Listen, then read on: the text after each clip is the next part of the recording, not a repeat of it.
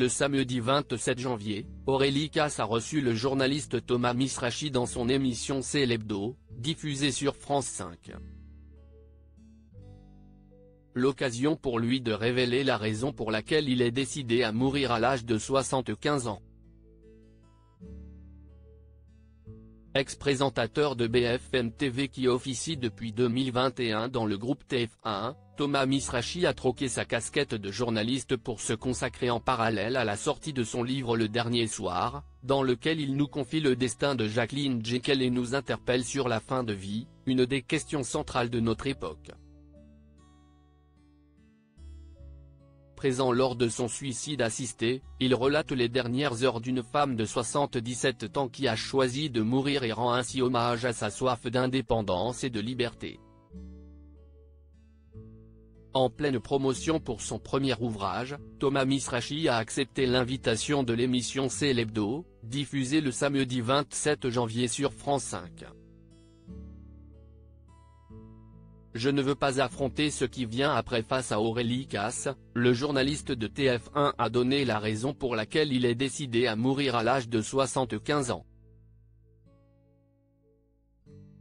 Je ne veux pas des EHPAD, des trous de mémoire, de la vieillesse et des gens qui me torchent, tout ça je n'en veux pas, a-t-il tout d'abord déclaré. Moi, je veux vivre le plus dignement possible, le plus longtemps possible. Je sais que 75 ans, si est tôt. J'espère que je serai en bonne santé à cet âge-là, mais je ne veux pas affronter ce qui vient après. C'est peut-être un manque de courage, c'est peut-être ce que vous voulez. Mais mon plus gros problème, c'est ma petite fille, il faudra que je lui explique tout ça quand elle sera adulte, et quand je serai en mesure de parler avec elle de tout ça. Jacqueline Jekyll, figure phare du combat pour le suicide assisté en France. Jacqueline Jekyll s'était fait connaître du grand public lorsqu'elle avait annoncé aux médias Combini sa décision d'avoir recours au suicide assisté.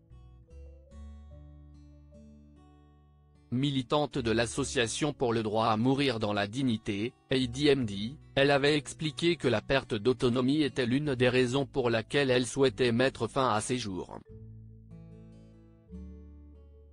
Même si on vous met dans un EHPAD de luxe, on vous changera, on vous donnera des bains, on fera des séances de yoga, ce sera toujours infantilisant. On vous amuse comme si vous étiez un gamin, c'est très déprimant, avait-elle à France Info. Après avoir annulé la date de son décès programmée en raison de la naissance de son petit-fils, Jacqueline Jekyll s'est finalement donné la mort à son domicile le 29 mars 2022. Article écrit en collaboration avec 6 médias.